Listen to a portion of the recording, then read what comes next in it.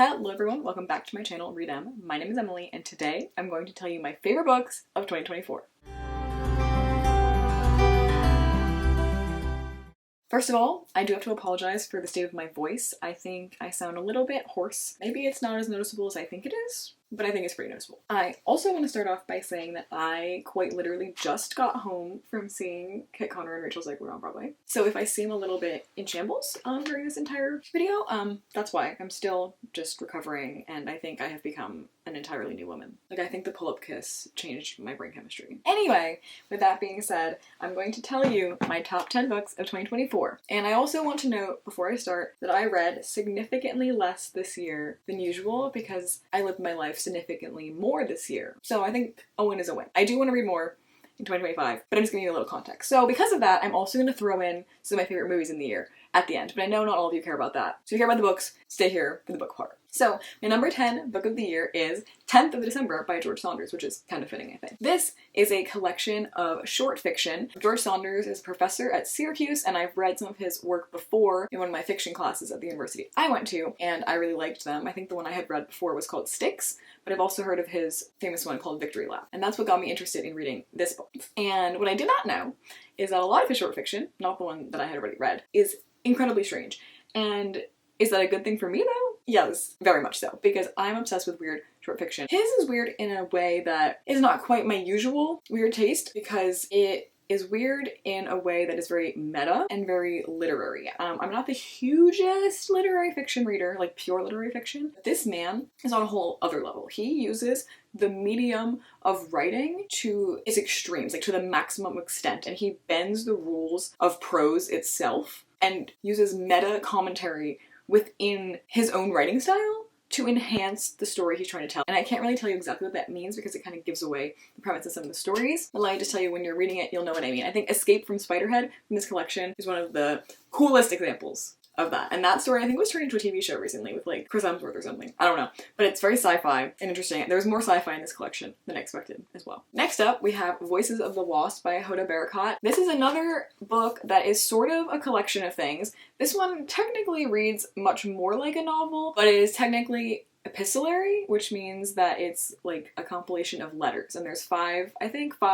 different sections of the book. Essentially, this is a novel about war and like refugees and that identity. Honestly, I can't say that I remember a ton of the details, but I do remember like vaguely thinking that somehow parts of it reminded me of normal people. Do I really remember how exactly? No. I just remember that I really enjoy epistolary novels in general, so I really enjoyed this one, and I thought it was a really unique perspective with a voice that was very important to hear from, and I thought that the emotions from the characters somehow reminded me of one of my favorite books, Normal People. Next up, we have Moon of the Crested Snow, another short, not super popular book that I found from Books and Lala, which is literally every single book I read. Shout out her. This is a really quiet and quaint apocalypse novel. Now, is there some sort of like huge giant apocalypse action sequence? No. This is about a slow death, a slow end of the world. It's definitely very much about climate change and very much about Indigenous people, specifically within Canada in this case, and just the idea of people taking from you or your land being taken away. So in this context, it's obviously about like natives having their land taken away by other humans, but then in the greater apocalyptic context, it's also about land being taken away from everyone in humanity because of climate change. And there's very interesting dynamics going on there between these different populations. To me, this really felt like something you would read in school, but in a good way. Hear me out, because I think some of my favorite memories of reading as a child were books we read for school. They were just so simple, but not in a negative way. Simple in a very distilled and refined way. And this book feels like that. Every single page and every single thing that happens is very small and mundane, but it's very deliberate. I just think that this story unfolded in the exact way that it had to, and it's going to stick with me for a long time. It's a very interesting read. Next up, this book might kind of spoil one of the other future books on the list, but we have Hellbent by Leigh Bardugo. Now this is the sequel to the book Ninth House by the same author, which I reread this year. I am obsessed with the series. I didn't think I would be because I read the first book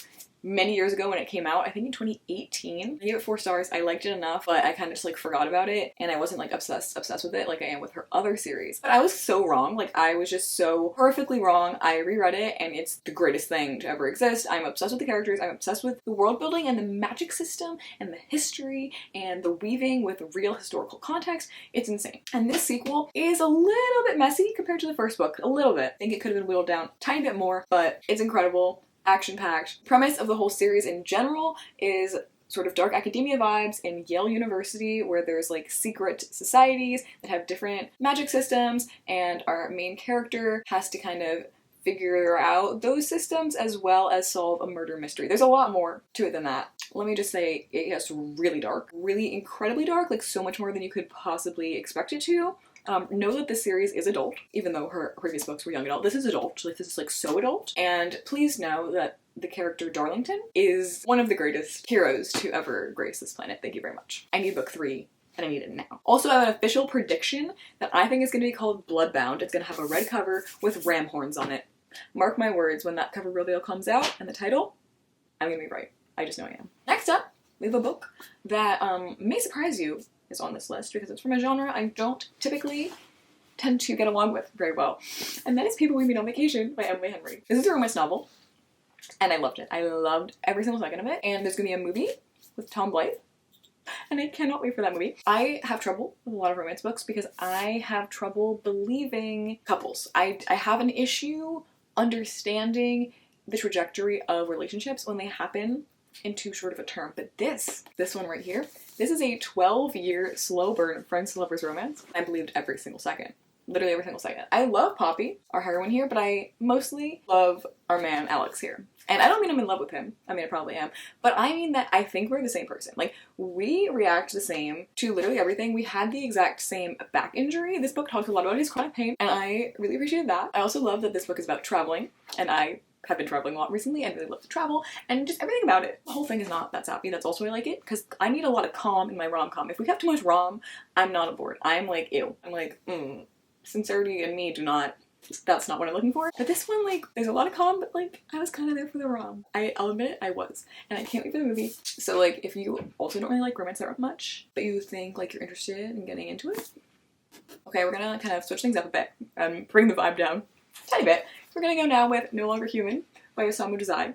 This is a Japanese classic. It is about a man with severe depression, and I'm pretty sure it's loosely based on the author's life, and he committed suicide, so it's not like, the vibes are very different from the one I just held up. But this book really got to me. I have trouble with Japanese fiction most of the time. I don't know why. I think a lot of the tone of Japanese books is somehow very similar. Like, even if they're literally unrelated, like I've read Japanese thrillers, I've read like Japanese literary fiction, I've read Japanese short stories and sci-fi, like whatever, but like something about the writing style that's like conventional there doesn't work with me very well. But this one, somehow the like somber monotony is exactly like what this book is supposed to feel like, so it worked. And I've read another book by this author before, which I also enjoyed, but this one really like stuck with me a lot more and emotionally resonated versus just being like competently written. And I think the reason that this really stuck with me is because I'm a big like lover and appreciator and critic of mental illness fiction, and this is obviously that, and that also might be a bit of foreshadowing of another book that's gonna be on my top 10 later on. This one is, I will warn you, like a depression hole.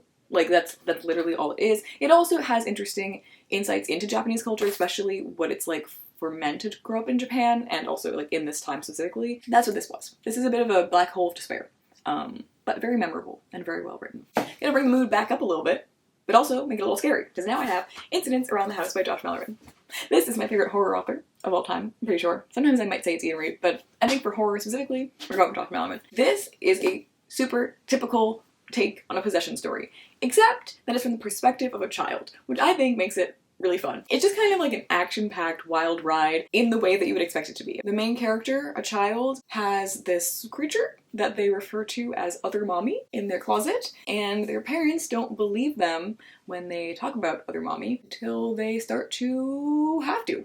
And that's kind of all it is. It's just the family running around trying to exercise whatever that is. And it sounds not that special, and maybe it isn't, but it's just really well done and really, really, really creepy, and I really would love to see it as a movie. And the tagline, of course, is "Can I go inside of your heart?" which is what Other Mommy always says to the kid. And it's like, oh, one day. Gonna say yes, right? But the kind of unique thing about this that I do think actually kind of gives it a bit of substance is that because it's from the kid's perspective, the kid is also battling with getting their parents to believe them in general, and also like eavesdropping their parents, talk about like adult topics, and kind of wondering if they can confide in their parents versus confide in this like potential demon. And it's like, which one loves me more? Which one wants me more? Because this demon like acts like it loves me and wants me, but like my actual mommy doesn't, you know, like that kind of thing. So that also adds an interesting element. Okay, back to the depression spiral again. We have The Bell Jar by Sylvia Plath. This is incredible. I don't know who I was when I decided not to read this forever, because everyone I know read it in high school, and I know that it did cause some depression spirals in real life. So then I was a little scared of it for a little while. But like, I am the reader of mental illness fiction. Turtles All the Way Down is my favorite book of all time. How did I just never read The Bell Jar? Like, I don't know. I don't know what to tell you. But I'm so glad I did. I love books written from like the 1890s to like 60s period by women. Those books, I don't know, I feel like every single book I've read from that period, I know it's a big period, but every book I've read in the like modern classic era written by women has been great. I love the writing style. That is completely the case with this book. And so I finally found this really gorgeous edition in a store in Copenhagen, and it has like illustrations. I was like, well, I have to read this one now. I simply have to. And I was so right, because it was probably the best written book I've read in a very long time. It felt like, and I think I wrote this in my review, like it felt like the prose was a bed of flowers that had been perfectly weeded. It was just exactly what it needed to be, but also so vivid and sensory and just exquisite. And I love any book where the author is not afraid to write about thoughts you're not supposed to have. Like, I think Sally Rooney does that really well, and I think Sylvia Plath does it really well as well. And I also kind of appreciated the New York vibes, because I always love New York City vibes in books, especially in slightly historical ones. And I'm interested in reading the journals from Sylvia Plath now, or maybe some of her poetry, because her writing is just crazy. Okay, next, we're talking about the book I've already foreshadowed, and that is Ninth of Us by Leigh Bardugo. Now, it's true, I have read this book before. This was technically a reread, but I read it for the first time 6 years ago, and I do not trust that version of Emily's opinion, because that was just simply wrong. Upon reread, I didn't remember literally anything that happened, so I count this as an original read, because I had a whole original experience. This is 5-star fantasy. This is the year I finally got back into fantasy a little bit, and you'll see with my #1 pick. I had a whole crisis. I used to read a lot of young adult fantasy, and then I finally been converting fully to adult fantasy, and this is the gateway I needed, because it's dark, because it has a crazy magic system, but it's so consistent and woven in with real life that it's logical for your brain to comprehend, and also just fascinating, and you can go down so many Wikipedia rabbit holes about the real life people she's talking about in this book. And then the angst. Darlington and Alex. And just Darlington as a man. If you've read this book and you've gotten to the manuscript Halloween Party, if you've read it, you know what I'm talking about. If you haven't read it and you don't want to read it, look up fan art. Look up fan art of Darlington on his knees for this woman, and you will die. It's so good. I can't talk about this anymore because I already told you the premise. Installment number 3 better be on the horizon. Thank you. And last, but certainly not least, I'm trying to control myself and how much I'm about to talk about these books. Without further ado, I'm going to reveal my favorite book of 2024, and it's actually 3 books, because it's an entire trilogy, and it's the Mistborn trilogy by Brandon Sanderson. Now, a lot of you are screaming through your screens because you know that, I should have read these books, in 2017 when I started my channel. These books have been around. We've known about Brandon Sanderson. We all still know about Brandon Sanderson. I understand I'm late to the game, I'm late to the Cosmere, it's all fine, but I'm here now. I'm here now, and I'm obsessed. If you somehow don't know about this man who writes the most popular modern fantasy books, ever right now, he cranks out 5 books a year, I'm not even joking, you somehow don't know about him, let this be the time for me to tell you. This is the first book in the Mistborn trilogy. It's technically actually called The Final Empire, but they kind of changed the name to Mistborn because The Final Empire sounds like it's the last book in a series. As you can see, I tabbed it into oblivion because I'm obsessed with the first book in the series. It has 5 different balls in it. Let me tell you, 5 5. So if you love like a masquerade ball, if you love angsty dancing with your enemy, like is gonna have it with you. Now, me describing it that way is making it seem like this is a romantasy for the book talk girlies. It's really not. I'm not one of those readers, I'm so sorry. Like ACOTAR, this is not. This is high fantasy. This is godlike world building. Like, this is a lot to consume. However, I think it is incredibly accessible and maybe a good gateway from YA to adult, especially this first installment. You can also technically read this first installment as a story within itself, and I would think you could be satisfied. However, that being said, the last book in the series, The Hero of Ages, this is my true favorite book of the year. I cannot even describe to you what this made me feel. I think I like ascended to godhood at one point. Like, I actually think I did, because I have never read something that has expanded so much in scope before. And these books don't look very big. Like, this edition is like thin pages, but these books are like 800 pages, okay? And there's 3 of them. And then there's more of them after. This is just the first trilogy in like an entire universe of things that are going on. I just have never quite read a series that like legitimately like expands into like godhood in the universe. Like, I can't even describe to you like how much it, like, this is, I'm just gonna show you. This is what happens in the series. This is book 1. This is book 2. And this is book 3. But then, okay, that's all I'm gonna say. That's all I'm gonna say. I will give you a slight more, pitch of the first one though. The actual premise for this situation is that it's sort of a heist-based first novel, sort of like taking over an empire, and we have like a thief, you know, main character girl who's like an orphan, that kind of classic situation, gets recruited to a bigger gang. But the magic system, I think, is the true appeal of Brandon Sanderson in general, and also this series. So this series is based on a magic system around metals and consuming metals. So if you're a Mistborn, you can consume every single type of the metals within this world. I think there's 8, and each one gives you a different power. So like, one is like pulling against other metals and one is pushing, so you can like fly essentially if you like physics catapult yourself the right way. There's also one that lets you like be able to kind of not control people's emotions, but like pull on the strings of their emotions a little bit. There's ones that let you be able to hear if other people are using metals around you and that kind of thing. There's like so many of them, and it's so interesting because they each have like a counteractive one, and it's just like, it's so scientific even though it's magical, and it's so cool. And then also there are Mistings that can only use one of the metals instead of all of them, and it kind of depends if you come from like a noble bloodline or not, whether you have these powers. And there's also like all these other things, but I kind of don't remember which ones are revealed earlier on in the series and not, so I'm not going to say anymore. When I tell you the world just expands beyond your conceivable imagination, like, I've just never experienced something so grand in my entire life. And it's a slow burn, but I love how Brandon Sanderson, he does not think you're stupid. Like, he assumes you're smart because he will plant like very obvious nods to things that you don't know yet, like early in the series, and you're just like, how is that? Like, what does that mean? Like, he just told me that like this person read someone's mind. Like, that's never happened before. Like, what? And then he just doesn't address it till like 2 books later, and you're like, oh, that's what that was. But it's like, he just tells it like it is. Like, and you can just theorize, and it's so interesting. It's so interesting. And it also has the classic, like, romance trope. I mean, here's the thing. I say it's not romantasy, but, like, what is romantasy if not fantasy with romance? Like, I know nowadays romantasy means a romance book with, like, fake fantasy plotline. But, like, at the heart of it, I think romantasy should be just, like, a fantasy book with a solid romance. Because that's what this is. Like, the romance in this series is really good, I think. I think it's very, like, real. Like, we get to like marital problems eventually. Like, it's not just like surface level whatever. But in the first one has the 5 balls, and let's just say there's kind of like a forbidden element to it and like fake identities.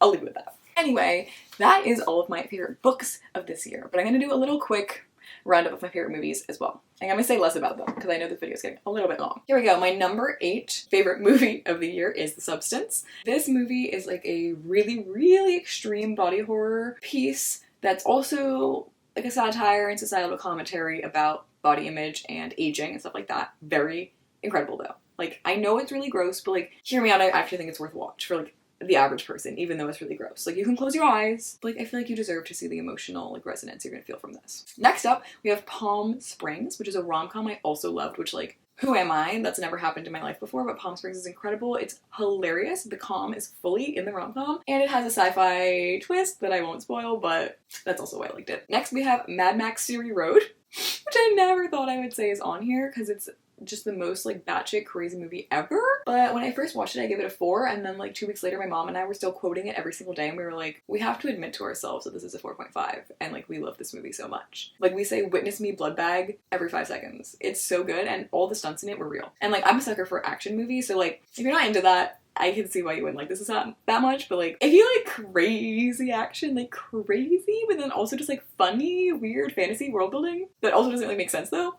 this one's for you. Then we have Frances Ha, which is just like a classic coming of age movie. This one's like later 20s, mid 20s though, not like coming of age high school, so that's an interesting perspective to see. And it was just like wonderful. I don't know. That one doesn't really have much that I can pitch about it. It's also in New York City though, which I liked. Then we have Past Lives, another one in New York City, but this is just the best directed movie of last year. I watched it this year though, and this one is about sort of Normal People-esque again, but it's about like two past lovers that will never actually get to be in each other's lives, and it's just sad. But you just have to watch it for yourself. It's just expertly crafted. Speaking of, next up, Moonlight. You all know what this is. An excellent film told in 3 sections about a young in the beginning, black boy's life who's gay and just dealing with that. It's so much more than that, but that's all you need to know. Next movie, okay, the next one I'm gonna talk about is my number 2, but this is my biggest one I want to pitch to people, and that is I Saw the TV Glow. Here's the thing with my pitch here. I think this is so perfectly made, and I think that so many more people need to watch it. But do I think everyone needs to watch it? No, because like it's weird. It's a really artsy, like artsy-fartsy movie. Like it's really out there, like extreme out there. Okay, maybe not quite extreme, but like it's pretty out there.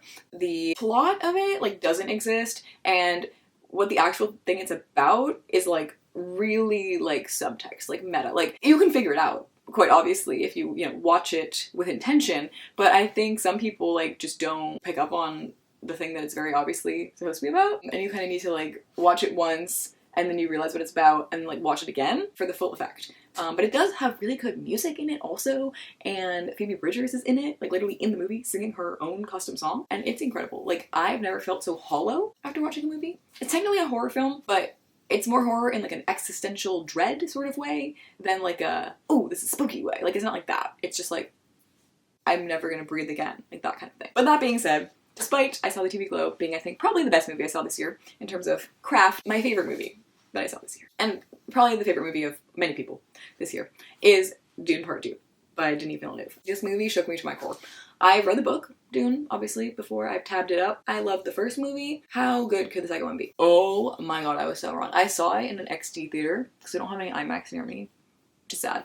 But it was good enough because I felt like I was riding the sandworm myself. Like, I was obsessed. I saw the movie. Also, my back was broken when I saw it, and I, like, still went to the theater to see it. And then, like, a few weeks later, drove myself to the theater to see it. I could barely walk. Like, I was, like, hobbling into the theater. And I was like, I will be seated to watch Austin Butler body this role again. Like, I need to see this one more time. It's insane. Like, I think about it so much. I don't even know. It's just like, it's also so grand in the way that Mistborn is grand. I think Dune is just a brilliant story, and I think that Dune Part 2 is a brilliant adaptation. I don't think I need to say anything else about it because you all know about it. I will say my last final thought about it is that I did accidentally attend the premiere as well, and I saw Timothée Chalamet. So maybe that's affecting my opinion a little bit.